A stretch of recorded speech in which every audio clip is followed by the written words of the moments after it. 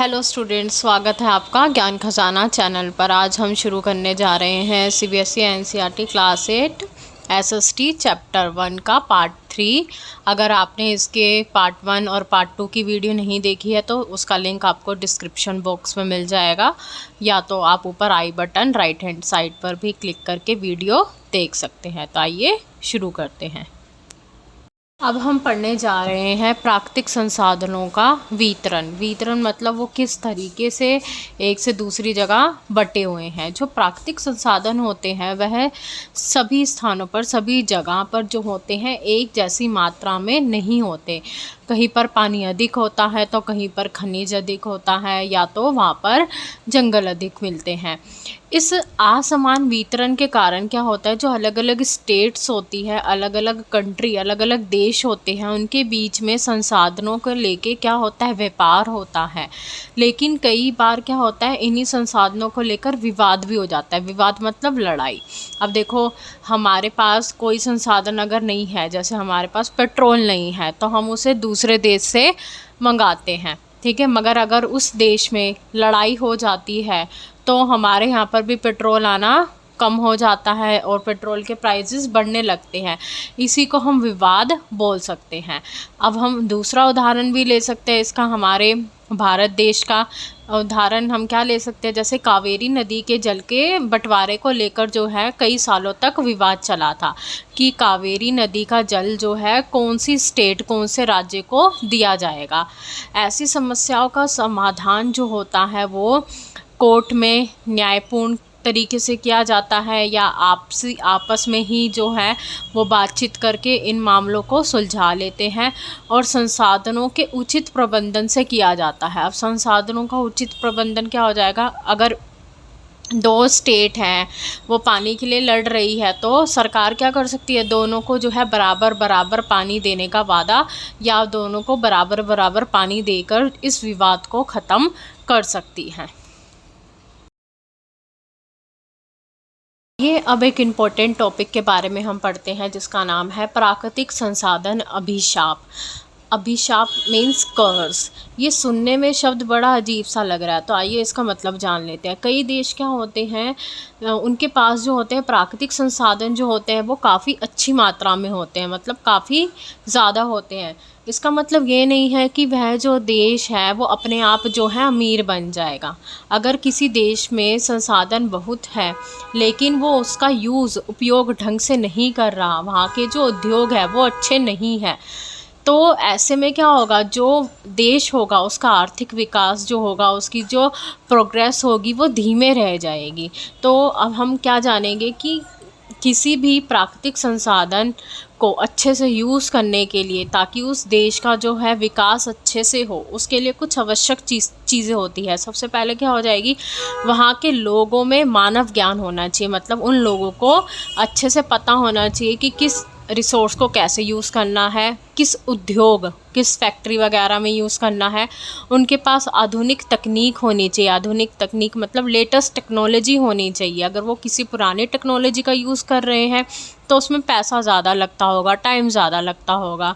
तो इसलिए हमें जो है कम पैसों वाली अच्छी टेक्नोलॉजी का यूज़ करना चाहिए। वहाँ की जो सरकार है वो अच्छी सरकार है, वो जो है लोगों को इनकरेज करती है कि जो हमारे यहाँ पे संसाधन है हमें उनको बचाना है और अच्छे से यूज़ करना है। इसके साथ साथ वहाँ पे जो योजनाएं, पॉलिसीज़ बनाई जा रही है वो अच्छी पॉलिसी है, और उनसे प्राकृतिक संसाधन जो हैं, जितने भी उनके पास प्राकृतिक संसाधन है वो उनका यूज़ अच्छे से कर पा रही है। कुछ योजनाएं सरकार क्या करती है, कभी कभार अपने फ़ायदे के लिए जो हैं योजनाएं, पॉलिसीज़ बना देती है, वो पूरे देश की भलाई के लिए नहीं बनाती।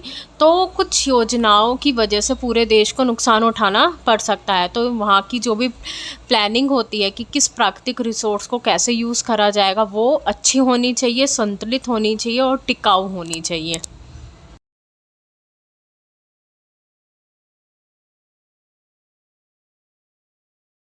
ये प्राकृतिक संसाधन के अभिशाप को जो है हम एक एग्जाम्पल के ज़रिए समझते हैं। मान लीजिए दो देश हैं, उनके पास जो है इक्वल मात्रा में लोहा यक्षक है। जो पहला देश है वो लोहे से क्या बना रहा है, स्टील मशीनें और वाहन गाड़ियाँ वगैरह बनाता है, जबकि जो दूसरा देश है वो ओनली क्या कर रहा है, जो कच्चा लोहा है उसको बेच रहा है। अब आप खुद बताओ कौन सा देश जो होगा ज़्यादा विकसित होगा, पहला या दूसरा। पहला देश जो है बच्चों वो ज़्यादा विकसित होगा, क्योंकि वो बस एक चीज़ नहीं बेच रहा लोहा, वो लोहे से बनी दूसरी चीज़ें भी बेच रहा है, जैसे स्टील मशीनें गाड़ियाँ वगैरह। और जो दूसरा देश है वो बस कच्चा लोहा बेच के अपना गुजारा चला रहा है। अब जो पहला देश है वो ज़्यादा विकसित होगा, क्योंकि उसे पता है कि उसके पास जो संसाधन है उसका उपयोग, उसका यूज़ जो है वो कैसे डिफरेंट तरीक़ों से जो है अपने देश की भलाई के लिए कर सकता है। अब बात करते हैं प्राकृतिक संसाधनों के दैत्यपूर्ण एवं विवेकपूर्ण उपयोग की। इसे इजी लैंग्वेज में हम संसाधन प्रबंधन भी बोलते हैं। अब पृथ्वी पर जीवन लाइफ को सुरक्षित रखने के लिए हमें क्या करना है, प्राकृतिक संसाधनों को सोच समझ कर उपयोग करना है। इसलिए जो है हमें नवीकरणीय संसाधनों को इस तरीके से यूज़ करना है कि वह जो है दोबारा बनते रहे, और अनवीकरणीय संसाधन को जो है हमें तभी यूज़ करना है जब उनकी हमें ज़रूरत हो, और जब भी हम यूज़ कर रहे हैं तो उसे सावधानी से यूज़ करें, उसे वेस्ट ना करें। ठीक है। अब हमारे जो साइंटिस्ट हैं उनका यह मानना है कि जो प्राकृतिक संसाधन होते हैं, यदि हम उनको अधिक ज़्यादा से ज़्यादा यूज़ करेंगे तो उसकी वजह से कई प्रॉब्लम जो है हमें फ्यूचर में फ़ेस करनी पड़ सकती है, जिसमें से हम कुछ प्रॉब्लम्स अभी भी फ़ेस कर रहे हैं। जैसे जो होता है बारिश जो होती है वो कम हो जाती है। ठीक है, ये कुछ प्रॉब्लम्स है जो हमारे साइंटिस्ट लोगों ने जो है निकाली है, पता करी है कि यदि हम संसाधनों का यूज़ ढंग से नहीं करेंगे तो हमें क्या क्या प्रॉब्लम हो सकती है। आइए अब हम पढ़ते हैं कि जो प्राकृतिक संसाधन हैं हम उनको अच्छे से कैसे यूज़ कर सकते हैं। सबसे पहले तो हमें उन्हें विवेकपूर्ण उपयोग करना होगा, मतलब जब ज़रूरत है तभी हम उन्हें यूज़ करें। ठीक है, और पर्यावरण को जो है हम अपने सुरक्षित रखें। भूजल मतलब जो पानी पृथ्वी के अंदर है उसका यूज़ ज़्यादा ना करें, उसको जो है हम सेव करें ताकि हमें फ्यूचर में अगर ज़रूरत पड़े तभी हम उसका यूज़ करें। और जो बारिश का पानी है वो हमें जमा करना चाहिए, जिसको इंग्लिश में हम रेन वाटर हार्वेस्टिंग भी बोलते हैं। आपने देखा होगा कई घरों की छतों पर क्या होती है, बड़ी बड़ी टैंक्स होते हैं, बड़े बड़े पाइप्स लगे होते हैं, जिनसे वो क्या करते हैं, जो भी बारिश का पानी होता है वो उसको इकट्ठा करते हैं, जमा करते हैं। और हमें खेती करते वक्त जो है प्राकृतिक खाद का यूज़ करना चाहिए, जिससे हमारी ज़मीन को जो है नुकसान ना पहुँचे। और हमारी जो आने वाली जनरेशन है, पीढ़ियाँ हैं, उनके लिए हमें संसाधनों को बचाना है। ऐसा ना हो कि हम सारा पानी जो है अभी 10-15 सालों में यूज़ कर दें और आगे की जो जनरेशन हो 20-25 साल बाद की, उनके लिए पानी ही ना बचे। तो हमारे जो भी संसाधन हैं हमें उनका अच्छे से प्रबंधन करके चलना है। नेक्स्ट पैराग्राफ में हमें क्या बताया गया है कि हम कई बारी क्या करते हैं, जो नवीकरणीय संसाधन होते हैं उनका यूज़ जो होता है, उनकी दोबारा बनने की जो भी ताकत होती है उससे ज़्यादा कर लेते हैं। इसका सबसे अच्छा एग्ज़ाम्पल है भूजल। भूजल मतलब पानी जो हमें पृथ्वी के अंदर से मिलता है। हमारे देश में बहुत से जो किसान फार्मर है, सिंचाई के लिए, सिंचाई मतलब खेतों में पानी डालने के लिए वो ज़मीन के नीचे के पानी का यूज़ करते हैं, भूजल का यूज़ करते हैं। लेकिन कई जगहों पर इतनी तेज़ी से पानी निकाला जा रहा है और उतनी तेज़ी से बारिश नहीं हो रही। तो आप अगर एक ज़मीन से पानी बार बार बाहर निकालते रहोगे और उस ज़मीन के आसपास अगर बारिश नहीं होएगी तो कुछ टाइम बाद क्या होगा, जो ज़मीन के नीचे का पानी है वो ख़त्म हो जाएगा। ठीक है, और इससे जो भूजल का लेवल होगा वो गिरने लगेगा और भविष्य में हमें क्या देखना पड़ेगा कि हमें पानी की कमी हो जाएगी। वैज्ञानिक जो साइंटिस्ट लोग हैं उनका मानना है कि अगर ऐसा ही चलता रहा तो कई शहरों में आने वाले टाइम में क्या होगा कि भूजल समाप्त होने का खतरा जो है वो बढ़ जाएगा। ऐसी समस्याओं से बचने के लिए हम क्या करते हैं, रेन वाटर हार्वेस्टिंग करते हैं। तालाबों तालाबों और झीलों का संरक्षण करते हैं। पानी की बर्बादी को हमें रोकना होगा। इस्तेमाल किए गए पानी को साफ़ करके दोबारा यूज़ करना होगा। जैसे अगर आपकी मम्मी सब्जियां धोती है तो वो जो पानी बचता है हम उसको कहाँ डाल सकते हैं, पौधों में डाल सकते हैं। तो उस पानी का यूज़ हमें बार बार करके उस पानी को बचाना होगा। ऐसा करके ही हम जो है नवीकरणीय संसाधनों का यूज़ जो है अच्छे से करेंगे, सोच समझ कर करेंगे, तभी आने वाले समय में आने वाली जनरेशन को जो है वो संसाधन जो है उपलब्ध रहेंगे, वरना ये संसाधन जो है ख़त्म हो सकते हैं। हमने जो उदाहरण देखा वो भूजल का उदाहरण था। अब हम सेकंड उदाहरण देखते हैं जो है मिट्टी का उदाहरण। अब मिट्टी को कैसे नुकसान पहुंच रहा है, हम जो है रासायनिक उर्वरकों का यूज़ जो है वो ज़्यादा कर रहे हैं, जिसकी वजह से मिट्टी को हानि हो रही है।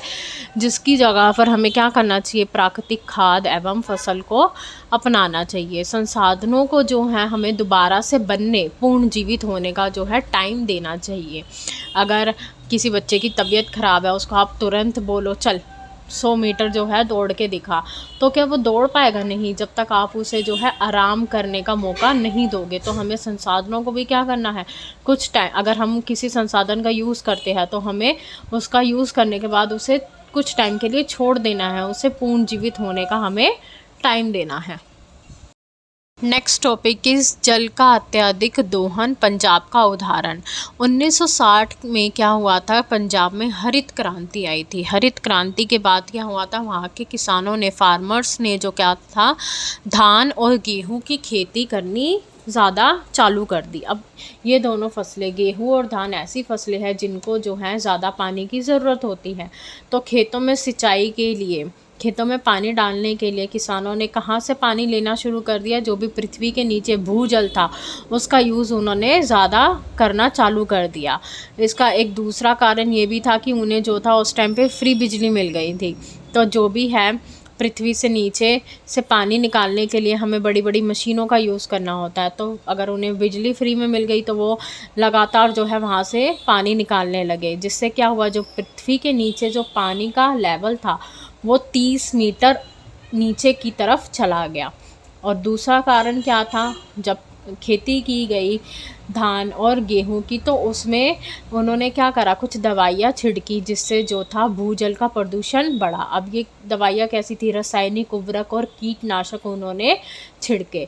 अब इस उदाहरण से हमें क्या सीख मिलती है कि हमारे पास जो भी प्राकृतिक संसाधन है, प्राकृतिक संसाधन का आवश्यकता से अधिक उपयोग अगर हम करेंगे तो भविष्य में हमें गंभीर समस्याओं का सामना करना पड़ सकता है। इसलिए संसाधनों को हमें सोच समझकर जो है यूज़ करना चाहिए।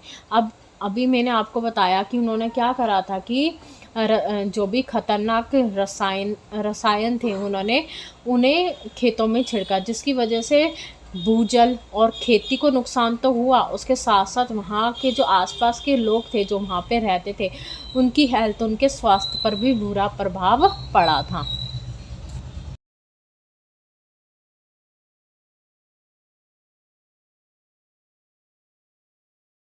ये एक मानचित्र जो है उसको समझ लेते हैं। इस मानचित्र में हमें क्या दिखाया गया है कि पंजाब के जो भूजल की स्थिति है, जून 2022 का हमें ये मैप दिखाया गया है। जो भी आप लाल कलर का एरिया हाईलाइट देख रहे हो, ये लाल कलर का एरिया वो एरिया है जहाँ पर ज़मीन के नीचे से बहुत अधिक मात्रा में पानी निकाला जा रहा है, इवन टुडे, आज भी। और जो नीले कलर का आप एरिया देख रहे हो, वहाँ पर जो ज़मीन के नीचे का जो पानी है उसको नॉर्मल लेवल पर निकाला जा रहा है, इतना अधिक मात्रा में नहीं निकाला जा रहा। तो अब ये जो पूरा मैप है, रेड एंड ब्लू, ये पूरा मैप जो है पंजाब का है। और इसमें आप देख पा रहे हो कि रेड एरिया ज़्यादा है। इसका मतलब क्या हुआ कि लगभग 80% पंजाब के अंदर क्या किया जा रहा है कि पृथ्वी के नीचे से जो है पानी निकाला जा रहा है। यदि ऐसा ही चलता रहा तो क्या होगा, पंजाब में कुछ सालों में ऐसी स्थिति, ऐसी सिचुएशन आ सकती है कि वहाँ पर जो पृथ्वी के नीचे का पानी है वो बिल्कुल ही ख़त्म हो जाएगा। अब इसका दूसरा कारण क्या है कि जितना हम पानी भूजल पृथ्वी के नीचे से निकाल रहे हैं उतना वापसी ज़मीन में नहीं पहुंच पा रहा है। अब आप बोलोगे ऐसा कैसे होता है कि वापस पानी ज़मीन में कैसे पहुंचता है? इसका मेन क्या होता है रीज़न? वर्षा, बारिश जो होती है वहाँ पर जो उसका पानी होता है वो नहीं पहुंच पा रहा है ज़मीन के अंदर। इसलिए हमें क्या करना चाहिए? बारिश के जल का संरक्षण करना चाहिए, रेन वाटर हार्वेस्टिंग करनी चाहिए, जिससे क्या होगा, भूजल का संतुलन बना रहेगा और हम जो है उसे ज़िम्मेदारी से उपयोग कर पाएंगे।